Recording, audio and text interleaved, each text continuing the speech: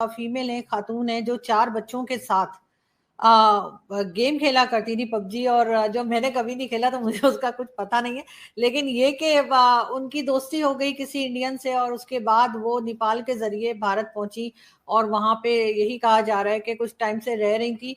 अब जो है ये न्यूज सामने आई है। ये और बात है कि पाकिस्तान में इसकी बिल्कुल कवरेज नहीं है, टीवी चैनल्स पे बिल्कुल बात नहीं हो रही। हाँ, अगर इनके बजाय वो इंडियन आगे होते तो शायद चिल्ला चिल्ला के हमारे टीवी चैनल्स जो हैं वो बिल्कुल स्क्रीन से बाहर आ जाते हमारे।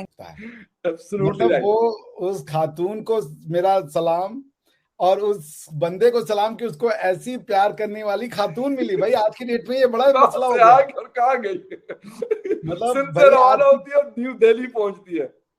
भाई मैं वही कह रहा हूँ फकर भाई, आज की डेट में अच्छी बीवी मिलना, अच्छी गर्लफ्रेंड मिलना, यार ये दुनिया का टफेस्ट काम है। बिल्कुल सही बात। इस मामले में तो लड़का बड़ा लकी है भाई। जिस लड़की ने अपनी पूरी जिंदगी दांव पे लगा दी, तो उसका प्यार तो गजब ही नहीं है। कोई देखिए, प्यार मोहब्बत तक कोई धर्म जाति देख के नहीं होता भाई, इंसान को हो जाता है। और फिर अगर ये थ्योरी है कि अल्लाह की मर्जी के बिना एक पत्ता नहीं हिलता, तो फिर अल्लाह ने उसके दिमाग में बात डाली ना।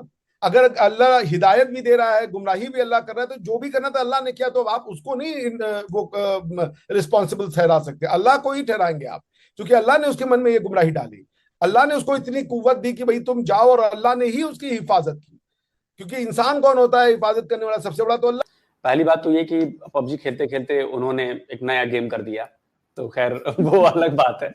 लेकिन हाँ, अगर हम दूसरी तरफ देखें तो ये बहुत बड़ा सिक्योरिटी लैप्स है। मतलब एक आम पाकिस्तानी वो आती हैं नेपाल के रास्ते, और बहुत इजीली वो इंडिया में। हमारे बड़े बड़े जो सिनेमा एक्टर्स हैं, या हमारी डे टू डे लाइफ में आपको ऐसी घटनाएं मिल जाएंगी जहां एक हिंदू ने किसी मुसलमान से शादी की हो, या किसी बुद्ध ने किसी हिंदू से शादी की हो, किसी मुसलमान ने किसी हिंदू से शादी की हो, क्रिश्चियन से शादी की हो। तो ये नॉर्मल घटना है हमारे लिए, कोई बड़ी घटना नहीं। क्या ये आसान रास्ता है भारत में प्रवेश करने के लिए?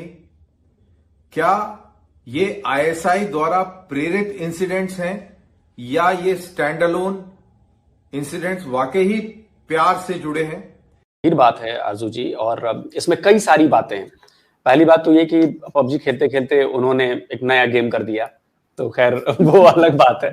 लेकिन हाँ, अगर हम दूसरी तरफ देखें तो ये बहुत बड़ा सिक्योरिटी लैप्स है। मतलब एक आम पाकिस्तानी वो आती हैं नेपाल के रास्ते, और बहुत इजीली वो इंडिया में एंटर कर जाती हैं।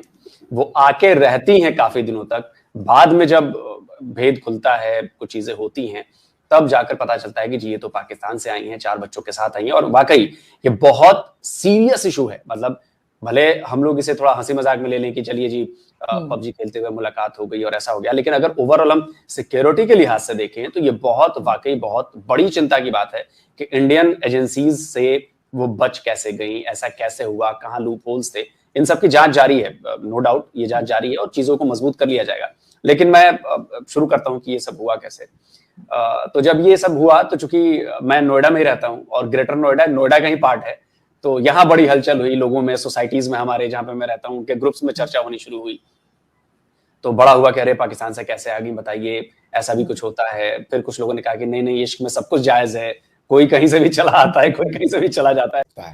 मतलब वो उस खातून को मेरा सलाम, और उस बंदे को सलाम कि उसको ऐसी प्यार करने वाली खातून मिली। भाई आज की डेट में ये बड़ा मसला हो गया। और कहाँ गई मतलब सिंध से रवाना होती है और न्यू दिल्ली पहुंचती है।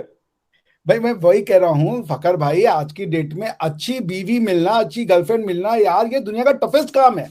बिल्कुल सही बात।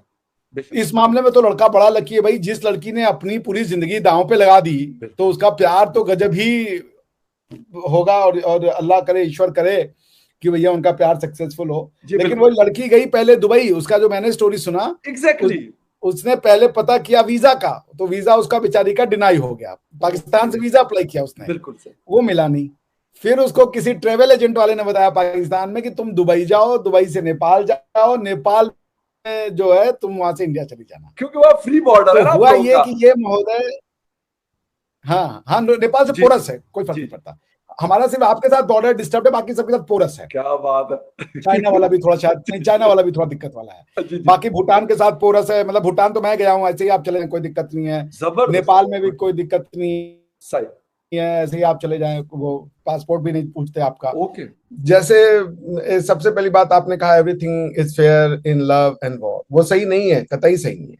अब आप वॉर में किसी के ऊपर परमाणु बम मार दे, वो बेचारा छोटा सा कंट्री हो, कहते कि भाई वॉर में सब फेयर है, तो वो नहीं सही है। उसी तरीके से एक प्रेमी है, उसको अपनी प्रेमिका नहीं मिली और उसके ऊपर जा करके वो तेजाब फेंक दे, तो भी वो भी ठीक नहीं है। तो not everything is fair in love and war. देखिए, जैसे एक बात तो ये माननी पड़ेगी कि ये जो लड़की है, अब चूंकि हमारे और आपके ना परिप्रेक्ष्य में बहुत अंतर है, पाकिस्तानी समाज में और हमारे समाज के परिप्रेक्ष्य में जीवन और मतलब मरण का अंतर है, या समझ लीजिए आसमान और जमीन का अंतर है। हमारे लिए ये कोई बड़ी घटना नहीं है, it's a part of our daily life, it happens every day, हर दूसरे दिन, मतलब ये नॉर्मल चीज है।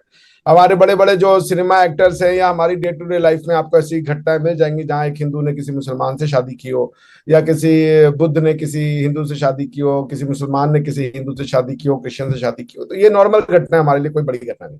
हाँ, इसमें एक ये जो सबसे बड़ी घटना इसमें है कि भाई वो 4 बच्चों के साथ वो लड़की जो है पहले दुबई गई, दुबई नेपाल आई और नेपाल से भारत आई। ये भाई बड़ी जबरदस्त उसकी डिटर्मिनेशन थी, हेड्स ऑफ टू उसको डिटर्मिनेशन को। क्या ये आसान रास्ता है भारत में प्रवेश करने के लिए? क्या ये आईएसआई द्वारा प्रेरित इंसिडेंट्स हैं या ये स्टैंड अलोन इंसिडेंट्स वाकई ही प्यार से जुड़े हैं, या इसके पीछे कुछ और बड़ा गेम चालू है?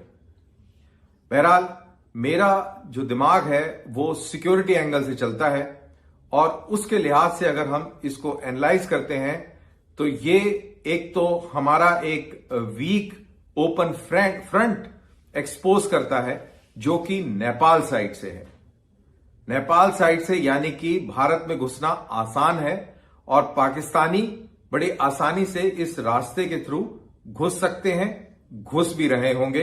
ये तो एक या 2 केसेस हैं जो सामने आ गए, लेकिन ऐसे बहुत सारे केसेस होंगे जो सामने नहीं आए। तो ऐसा क्यों